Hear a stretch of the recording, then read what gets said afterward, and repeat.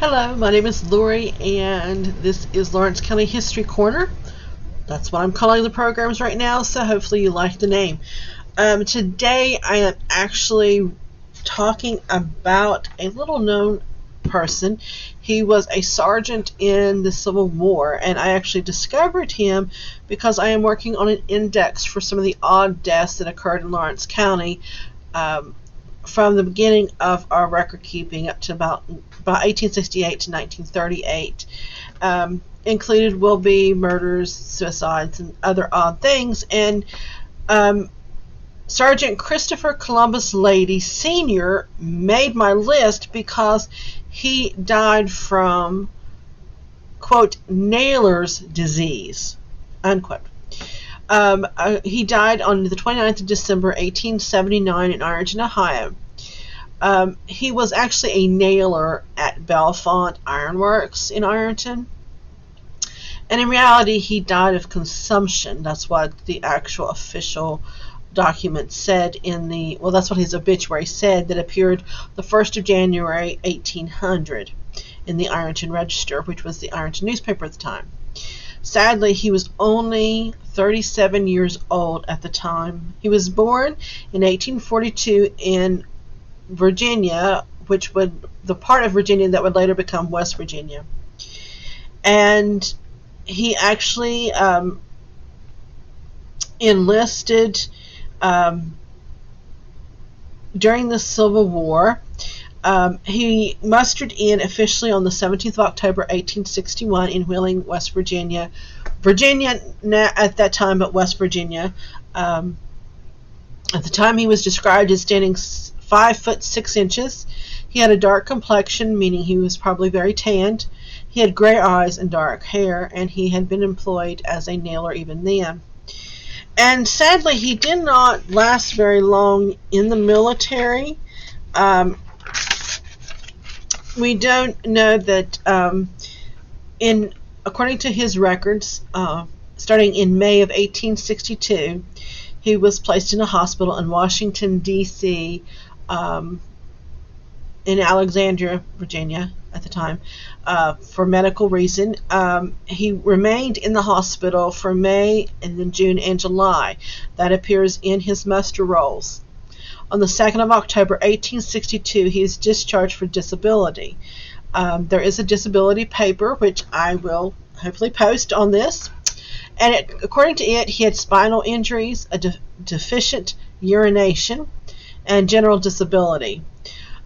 His discharge, I mentioned earlier in 1864, on the discharge paper itself, it mentioned something like they didn't record when he was discharged, so they just gave him the discharge for the rest of the unit.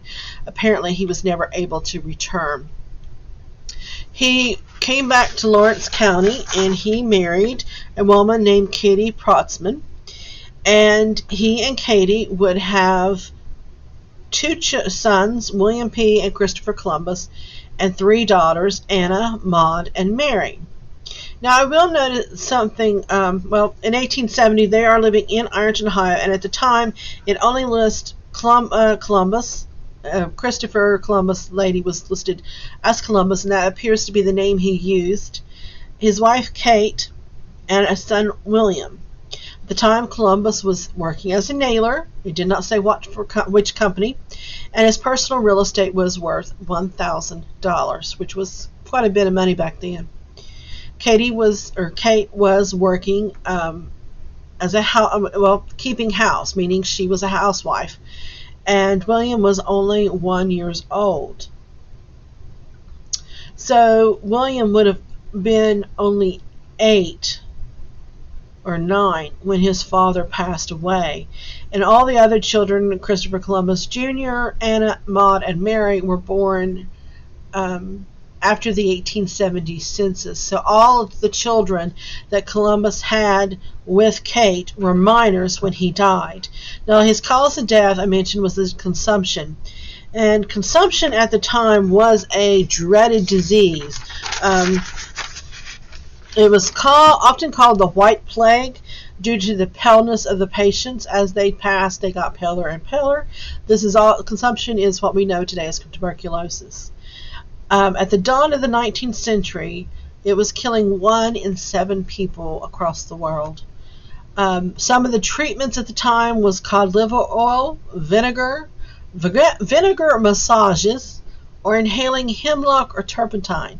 Both hemlock is a poison, and turpentine is paint thinner, so neither one of them were healthy. But unfortunately, that was kind of typical for medical treatments of the time period. Medicine was in its infancy as far as treatments, and often the cures were worse than the illness itself. After Columbus would have died in 1879, in the early 1800s, the sanatoriums, or hospitals we'd call them today, began to be developed for tuberculosis and in isolated people. And it wasn't very shortly thereafter they learned that it was contagious. It was a disease that was highly contagious, and they began to learn how to treat it and how to prevent it from being spread. Sadly, the tuberculosis hospitals were essentially death traps for the staff and for the residents. Very rarely did anyone survive being a patient in one of those hospitals. It was just a death sentence with tuberculosis. And sadly, the staff, because they were treating the patients, would often develop the illness as well. As for Columbus's family, Kate was able to receive a pension, and I have a copy of the pension record for after Columbus's death from the military, because he served during the Civil War and he's a veteran. In 1880, Katie and the children are still living in Ironton, and she is working as a milliner, which means she's a dressmaker. What I find interesting on the pension record, it mentions alias next to Columbus's name. So there is a muster roll that lists Christopher Columbus, or Sergeant Columbus Lady, in the Company E, the 1st West Virginia Infantry, and at the time he mustered in, it was the 1st Virginia Infantry. And oddly enough, Katie and the family sort of disappear after 1880. I can't find very many records. I can't find any records of them. And it appears they may have changed names. So I don't know if Katie remarried or they went by an alias that Columbus used before. But he is buried. You can find Columbus's burial location in Section 2 at Woodland. And that is the story of Sergeant Christopher Columbus Lady Sr.